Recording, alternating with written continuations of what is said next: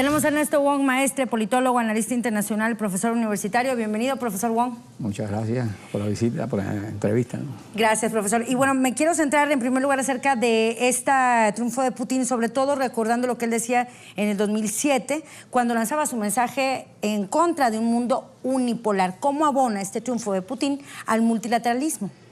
Fíjate, el multilateralismo tiene que ver con la generación de estas potencias emergentes que fueron así llamadas en un momento y que se están convirtiendo en factores de relevancia a nivel mundial en distintos espacios del mundo. Y esto es un aspecto, con esta relevancia que tiene la victoria de Putin, tiene un impacto en las decisiones que tomen los países europeos, sobre todo los países que están en el lado occidental, sobre todo, ¿no? Porque son los que más aliados son a Estados Unidos, que siempre están en la OTAN. Entonces, ya venía dándose una situación con Alemania, con Francia, de manifestaciones de acercamiento a Rusia. Y eso fue algo que también inquieta a Estados Unidos, por la cuestión de la OTAN y la unidad que tienen que tener ellos para hacer alguna acción contra Rusia. No obstante, la OTAN ha seguido extendiendo su círculo alrededor de Rusia, que es algo que los pobladores de esa gran federación ven como un peligro, una amenaza.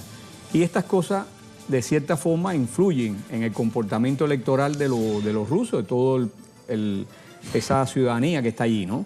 Esto se agrega, dijera yo, a los efectos de la interpretación que puedan dar estas potencias occidentales, sí, a la consolidación de un sistema político que vino a ser una especie de rectificación de los momentos esos en que estuvo Yeltsin, Boris Yeltsin, como bien recordaba Estela, de la rectificación que tuvo que ir haciendo Putin, de todo el desbarajuste que se ocasionó, la desintegración de la Unión Soviética.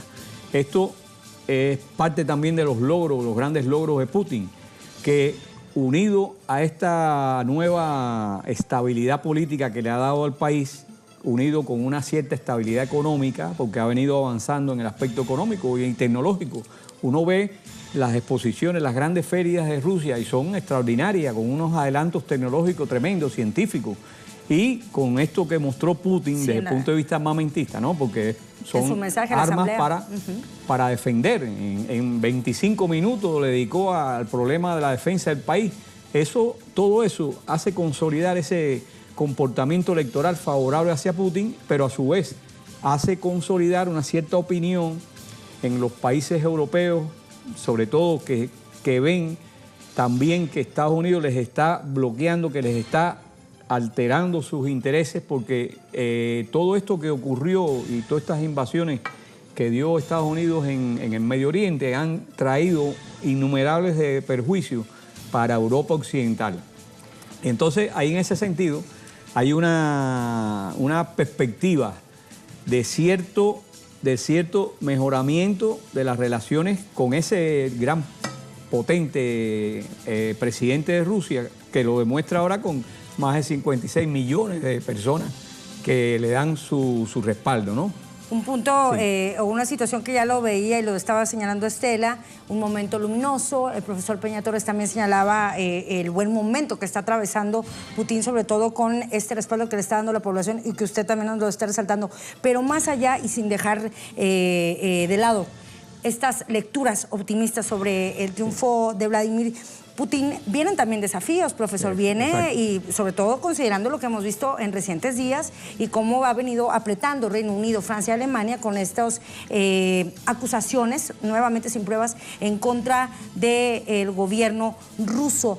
¿Se avecinan más tensiones con Occidente, profesor? En la medida en que se fortalece Rusia, con esta demostración que han hecho alrededor del líder, en torno al líder fundamental de ellos, que ha venido conquistando muchas victorias en Rusia.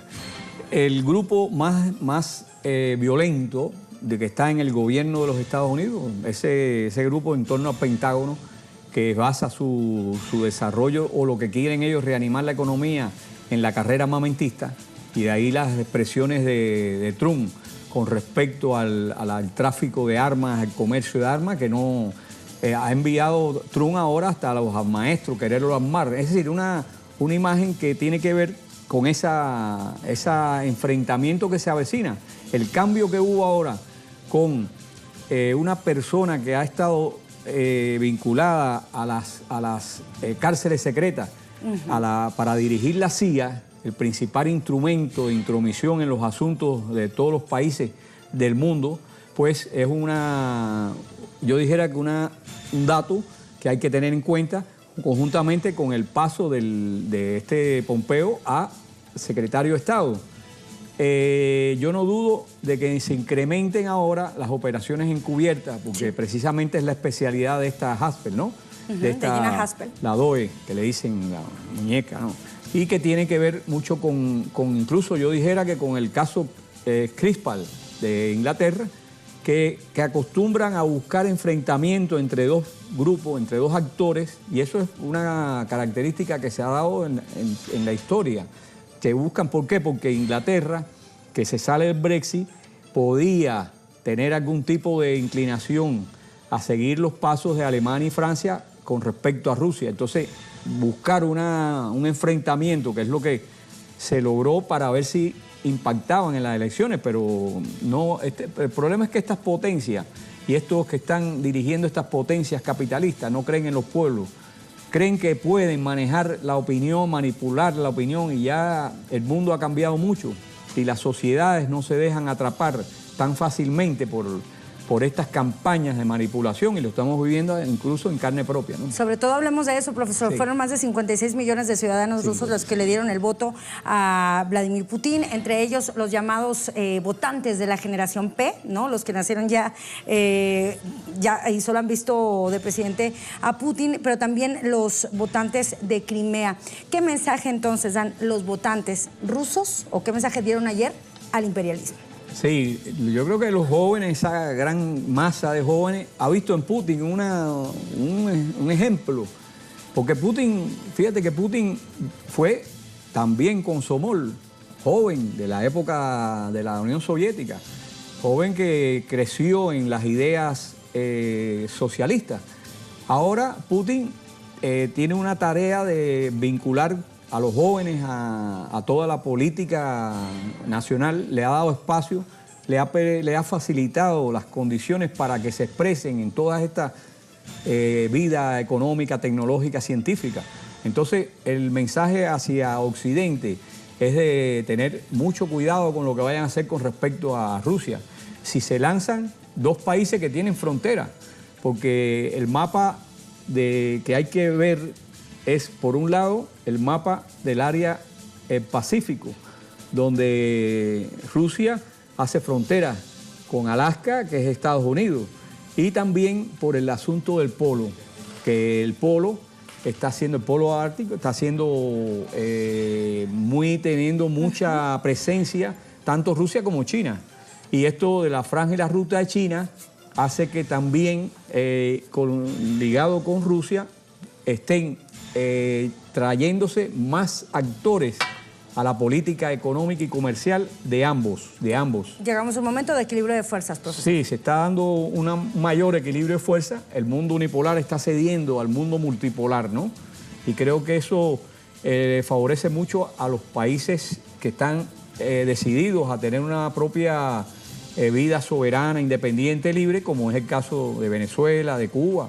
Fíjate que cuando le preguntaron a Putin si estaba pensando en hacer las bases de Lourdes, Putin dijo que a Rusia no le hacían falta las bases de Lourdes para mantener la seguridad y garantizar la seguridad de Cuba. Es decir, un hombre que es muy talentoso y muy creativo, ¿no? Sobre todo cuando dijo, ahora tendrán que escucharnos. Profesor Wong, gracias por este análisis. A repetir.